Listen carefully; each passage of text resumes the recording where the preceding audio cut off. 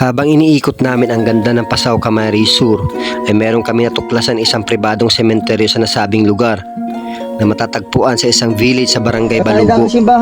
Sa kunti lang nakalibing dito ay halos mabibilang lang ito sa tingin ng ating mga mata. Kasama daw dito inilibing ang kababayan natin nagpakamatay. Base sa tanong-tanong namin, ang libingan daw na ito ay para lang sa ibang relihiyon, kaya ganito na lang kakunti ang nandito. Masukal ang daan at medyo malayo simula sa baba papunta sa taas. Walang anumang signage na nakalagay patungo sa sementeryo. Kaya kung hindi alam ng mga akyat dito ang direksyon, ay posibleng mawawala sa malawak na kagubatan na to. Iniikot namin to ng gabi at pagkapasok pa lang namin dito ay may nakita kong isang aparisyon ng tao. Nakatayo, ngunit nang sinarado kong ilaw ay biglaan naman tong nawala. Hindi ko ito may paliwanag, subalit isa lang alam ko dito. Posible sa isa sa mga nakalibing dito ay hindi pa natanggap ang kanyang kamatayan hanggang ngayon. Alright, so dito kami sa isang sementeryo sa gitna ng kagubatan. Actually na-vlog namin ito ng gabi. Gusto namin makita mas maliwanag pa kasi unang-una pagpunta namin dito wala akong dalang flashlight. So kumikita niyo ito yung gate, pero dito kami dadaan.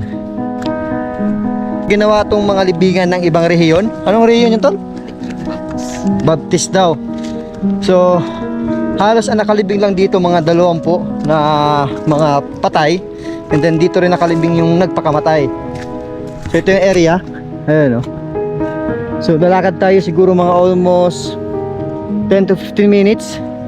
Medyo malayo-layo to kasi unang-una yung daan talaga masukal. Tapos pangalawa maputik. Kasi nga walang tigil na pag-ulan dito sa Kabikulan nakaraan na araw. Kaya medyo dinadaanan namin dito ng gabi. Talagang lumulubog yung mga paa namin. So pag nandoon na kami sa spot, mag-vlog ako doon. Alright? Alright guys, so ito yung sitwasyon namin dito sa isang sementeryo sa gitna ng kagubatan. Pumunta kami dito nakaraan gabi, mga alas 9. Problema namin doon, wala kaming dalang flashlight na maayos. Pero ginawa namin paraan para at least yung vlog na yun ay hindi masayang. Ngayon, kung wala kang iba makikita dito, halos puno't halaman lamang nandito. Tapos ang mga ribo dito, mga huli ng iba't ibang mga hayop. At isa pa, ang makikita nyo pa dito ay mga lapida. Ayun o. Ito nasa likod ko, lapida. Itong nasa unahan ko, lapida pa din yun. Doon, meron. At dito. Ayan. So pumunta kami ng gabi. Grabe, napaka-creepy dito kasi dito ulit ako nakikita ng isang aparisyon ng isang kaluluwa. Kasi nung pumasok kami dito, ayan, ito yung entrance dito. Tapos biglang tumigil yung ilaw namin. At pagtigil ng ilaw, may nakita ko doon sa may nyug na yun. Diyan mismo sa tinutumbok na parang isang tao na nakayuko. Yan, kaya sabi ko hinto yung ilaw para ma-verify ko kung nandiyan pa or wala. Pero actually naniniwala na ako kasi nung napauwi kami sa Naga galing sa Quezon, nag-vlog kami ng Herrera Mansion.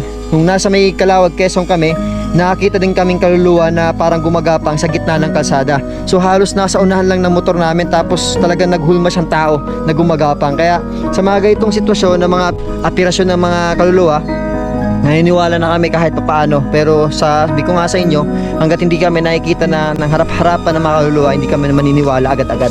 Pero yung mga bigla ang tingin ng mga kaluluwa, pwede pa. Kasi nga nakakita na kami nung nakaraan. So ito lapida. Ayan. Ito yung sitwasyon dito. Ayan.